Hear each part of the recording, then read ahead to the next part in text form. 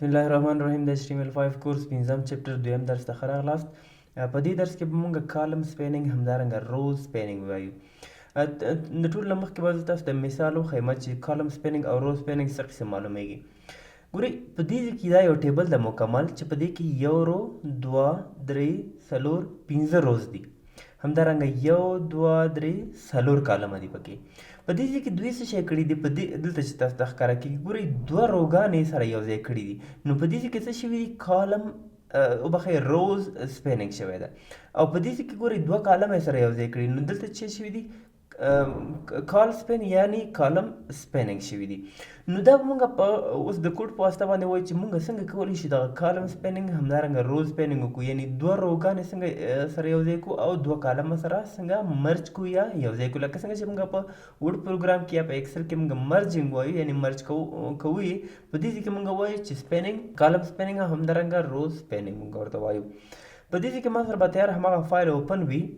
کېدای شي همدغه فایل ما سره براوزر کې تیار اوپن وي. زه راځم دلته ګورئ همدغه فایل تیر درس کې چې موږ پکې کار کړی و په دې شکل باندې راښکاره کېږي. زه غواړم په دې ځای کې چې دلته پاس یو بله رو واخلم او دا سره یو ځای کړم. په کوم شکل باندې کوم، زه راځم ویژوال سټوډیو کوډ ټیکسټ ایډیټر ته. په دې کې زه یو بله رو اخلم. رو اخیستل لپاره ما تاسو TR واخلئ. په دې په منځ کې زه څه کوم، TD اخلم. په دې کې زه لیکم چې table with calls pen and rows pen په دې شکل باندې. ښه زه که چېرته دا زه ریفریش کړم ما ته به په کوم شکل باندې معلومیږي، په دې شکل باندې به ما ته معلومیږي. خو زه غواړم چې دغه مکمل دې په دې ځای کې راشي. نو کالم باید څه شی وکړم، کالم سپیننګ وکړم. نو د هغې لپاره باید زه څه وکړم، همدغه TD کې زه باید کالس پین ولیکم. لکه ګورئ دلته موږ ته تیار ریکمنډ کې راغی کال سپین. کال سپین څو، یعنی دلته موږ نه عدد غواړي.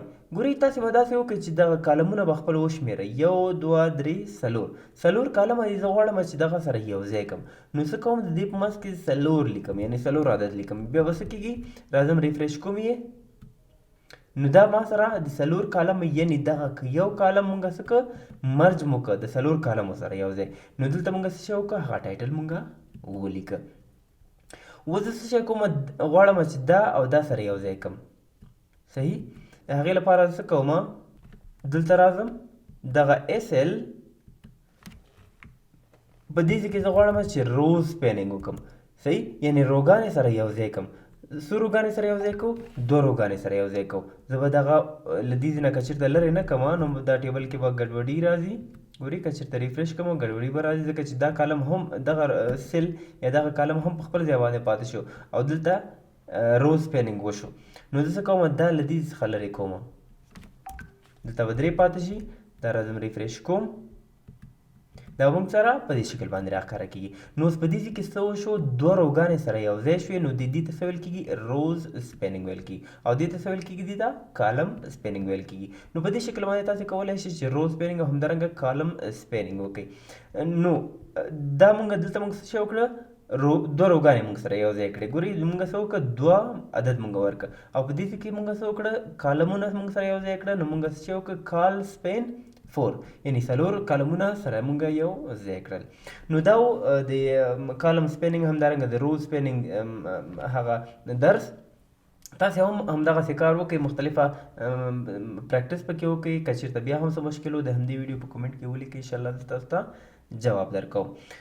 ویډیو در سره لایک کړئ، له نورو ملګرو سره هم شریک کړئ. په راتلونکي درس کې به موږ انشاءالله لانګ ټیبل وایو. اوس لپاره په الله مو سپارم. السلام علیکم.